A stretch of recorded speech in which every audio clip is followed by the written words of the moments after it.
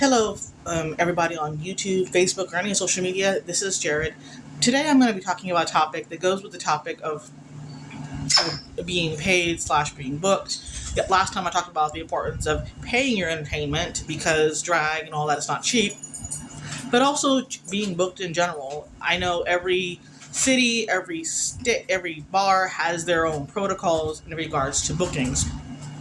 At one of the bars locally, you know, here you have to go through a talent night and or do talent night and win some of those small titles they have and work your way up into possibly getting booked. Sometimes winning these titles leads to a booking, cash prize, etc.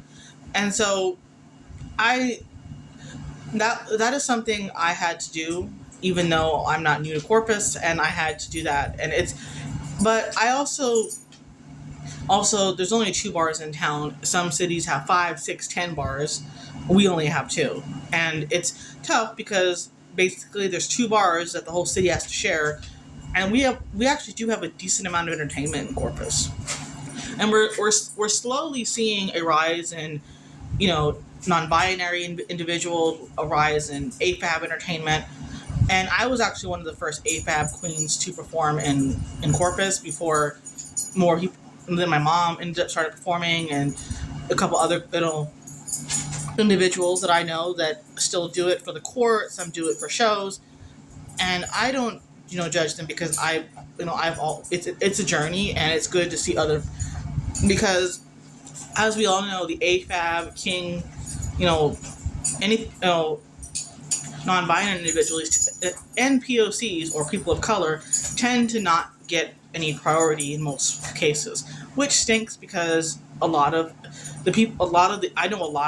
AFAB individuals or non-binary individuals that are amazing at what they do in comparison to their the AMAB Entertainment, which is assigned male at birth. I'm just trying to differentiate that this is how, in the gay community, a lot of cities do it. I mean, I don't think it's right. I think I see myself as a drag queen on stage. I frankly do not see myself as a AFAB queen anymore. I used to call myself that, or a diva, because I compete for Diva. But I also don't. I'm starting to not use those terms anymore because I'm also trans, and I've never I used to before I came out as trans, and when I started performing in the early stages, I used to call myself a gay man in a woman's body. So maybe I was predicting my own fate years ago. I didn't know that AFAB Entertainment even existed, years ago when I first started performing. It wasn't really a thing for me. And then, and as far as competing goes, there was really no opportunities for AFAB Entertainment. At the time when I first started, there was just the local titles that were open to anybody, which, and one of my not my drag sisters, one of my Diva, family members, had posted a video saying that it is real, it's not fair that some system, like US of A, for example, has their own division for Diva and MI, but why do they have to be separated? I'm not saying that US of A is a bad system or anything, because I enjoy competing for US of A, but those who are trans, I'm a trans man that does drag, so I don't know really where I fit in. Technically, I'm still eligible to compete for Diva because I was born female, even though I've legally changed my documents. I am legally male now, and I'm on testosterone. I legally have paperwork saying that I am Jared Evan Murphy, and I am male. It's on my ID. I am legally, that person. But I also struggle with that because a lot of people say, why compete for Diva if you're trans? Why don't you do MI? Because I've been a drag queen for years. I'm not going to give up drag because I am transitioning. That's silly. I mean, there are cis guys that do drag. Like I've said before, there's trans guys that do. There are, Gottmik from RuPaul's Drag Race is a trans man that does drag. Yes, they, I don't know what the pronouns, I'm sorry, I'm not sure what the pronouns are, but they're they're a very talented individual from what I've seen. I didn't watch their season, so I don't know how good of a. But I used to joke. I joke around right now and say I'm Gottmik with less talent, and some people tell me no. But that's the opportunities to get booked is very, very tough, especially for the AFAB non-binary individuals. I don't think it's fair that people want to separate us, but at the same time, I struggle with it, accepting the separation or not. But I don't. But it's going back to why are we being separated? It to me also. This is why this is being brought up. Is because bookings are hard to get as an AFAB entertainer. Like I don't compared to my AMAB counterparts, I don't get as many opportunities. I have to work very hard to get anything here in town. I'm getting my first paid booking in 3 years, and I appreciate it. But I deserve to more than just $3 in tips. I should deserve to get paid. I deserve to get booked. The reason why I went back to talent nights was so I could get booked, and it still hasn't happened. And it's frustrating because I feel like I'm going through the steps to be seen, to get those bookings. I promote every show I'm part of. I do, and also I do charity too. So I'm not greedy either. I help others too. But all I can say is just I know a lot of the AFAB Entertainment and non-binary and Kings, they struggle because not only do they not get paid as much sometimes, they also don't get booked at all. I don't get booked very often, if ever, like I've said. And it's irritating because I think, I do spend money on my drag. I make myself look good. Am I perfect? No, obviously not. But, that's the process of doing that. I take whatever opportunities I can get. Can I be at the bar every night? No. I have a job. I have a life outside of drag. And drag is not cheap. And as someone who is autistic, I have to recharge my social battery every couple of days. So this weekend, when I do my 2 shows on Saturday and Sunday, Monday through Friday, I'm at work and I let my social battery charge. Because then I have to do a show again on the 3rd. So everything I do, I keep that in mind. And I know that eventually, I shouldn't have to, I would love, before Diva came into existence, there was really no opportunities for AFAB Entertainment, except for local titles. I just feel like it's insane that now people are saying, like Showgirl has said, if you present female on stage and you want to compete, you can. If you are male on stage and you want to present male for showman, go ahead. More systems are doing that, and I think US Survey needs to follow suit. I mean, I know there are many queens many divas that could compete against the girls in US Survey and US Survey at large, and Classic. And I know plenty of MI boys who could compete against the male leads in the Mr. at Large division. But because US Survey has a rule that says that for those besides Diva and MI, you have to be born male. And sadly, and that isn't really it is transphobic. I definitely agree with that. That verbiage is kind of transphobic, and it's not fair to those because I get that I was not born a boy. I get that, and I understand that, but I don't need to be reminded every time I compete. And a lot of people are saying that, like my Diva family member who competed with me in Louisiana said on her chat live that, and I agree with this, that it's not real. It is transphobic. Not only why can't we be integrated? I mean, other local titles. If a local title in town can do that, then why can't we? And I want to do a pageant soon. Not a big national pageant. Like I want to do Sparkling City Slay, which is Mr., Miss, and MX, because I know some people who fall in between. There's some people that who present male on stage, and there's some that present female on stage. I can do both too. I tend to favor doing girl on stage because I have more experience with being a girl on stage. That is the only time you're allowed to use female pronouns to describe me. but I demand a lot of respect because and I feel like every AFAB entertainer that tries to get bookings and can't get them, any king that can't get bookings, I feel you, I do, and I wish I could, and I think I do everything I can to be seen, to be booked, and I promote. If you follow me on Facebook or any of my social media, you will know.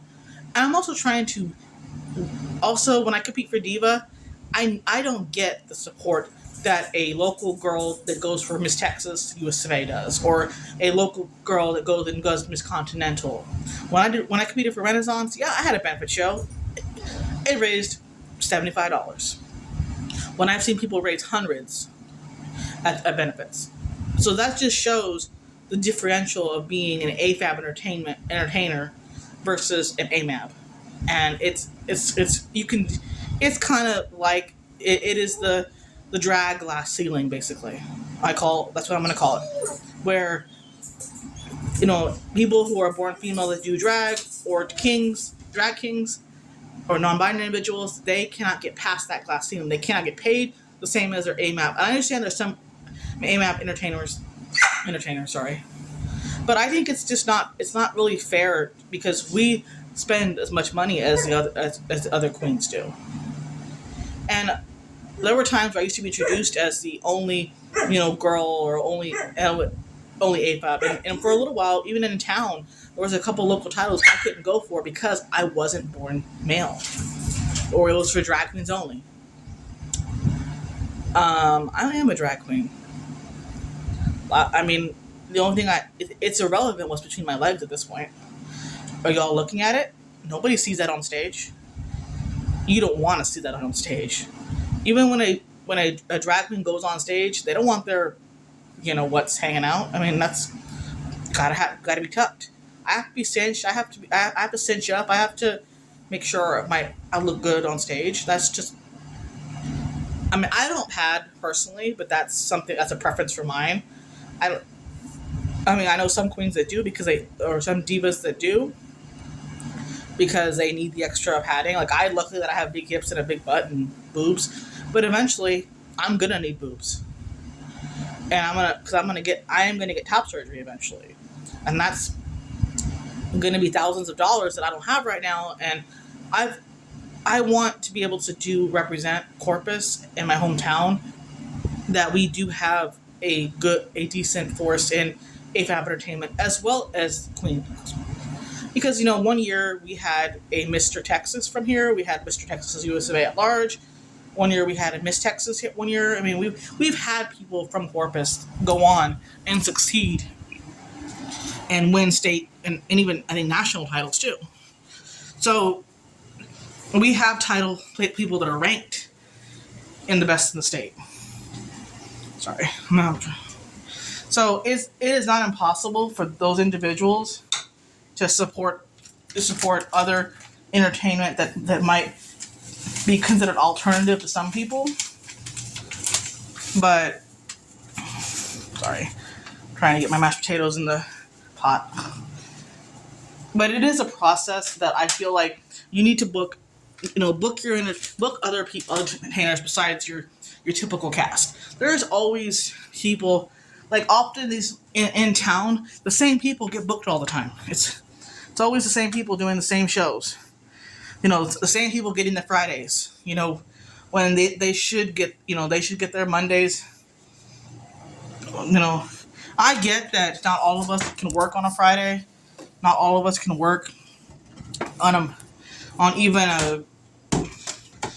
even a Friday or Saturday, but eventually, if you've worked if you've worked on a slow night several times before you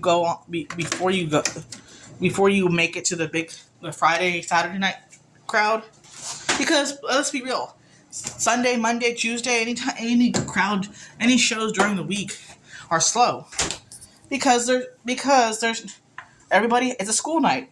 People have to work. People have lives. They have jobs, like I've said, and that's, I think, the biggest issue is that they need to realize that, making $3 at a show on a Sunday, I mean, I've worked enough Sundays where I feel like I should be booked, or at least maybe even once a month, every couple of months even. I know there's some people on cast that rotate Friday, Saturday, and they still sometimes work during the week too. So that's how it goes.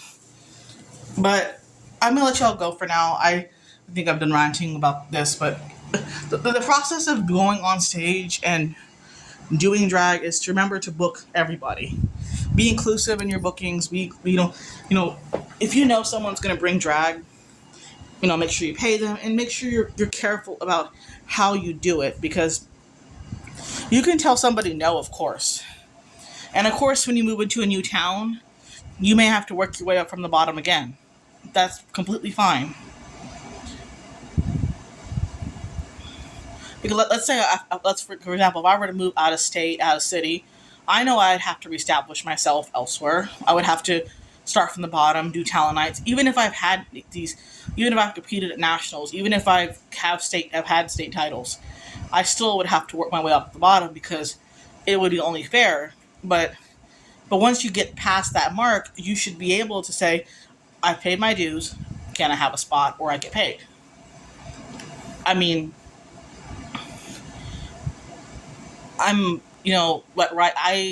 for this month of August, the July finals that I won, I had a hot spot, which all this month of August, every Sunday, I had a spot. And it ends, my last one is on Sunday, and I've been there every week except for coronation weekend. And I didn't really make all that much money. And in the 2 months that I've been collecting tips from the shows that I can't get my tips from, I've only made $40. I'll be completely honest. I have not made that much money tip-wise. I'm trying to save it. And if I don't, I'm still going to use my checks to buy stuff for pageants and drag and stuff, but I'm trying to save that money for travel and stuff when I do decide to compete, hopefully soon. Because I know if Texas does come around, I want to be ready, and I want to be able to say, hey, let's go. But it's not that simple, as we've seen. And besides Sundays, I'm trying to get more bookings myself, and that's been a process. It's an uphill battle, and I hope everybody's out there being safe, and I hope that if there's any show directors out there, I'm from Corpus Christi, Texas, who are from Corpus, hey, you're in San Antonio, Austin, Dallas, Houston, El Paso, I'll travel. You just have to let me know when so I can get there. And if you're going to cover travel or not, I mean, I'm negotiable. I wouldn't say, I'm not going to charge an arm and a leg, but I'm not, because I'm not that, powerful, But I would say, consider me, because at the end of the day, we're all out to do the same thing, same opportunities, and we want to be able to say we've traveled and done we've gotten these spots. We've earned them. But I'll see y'all soon. Bye.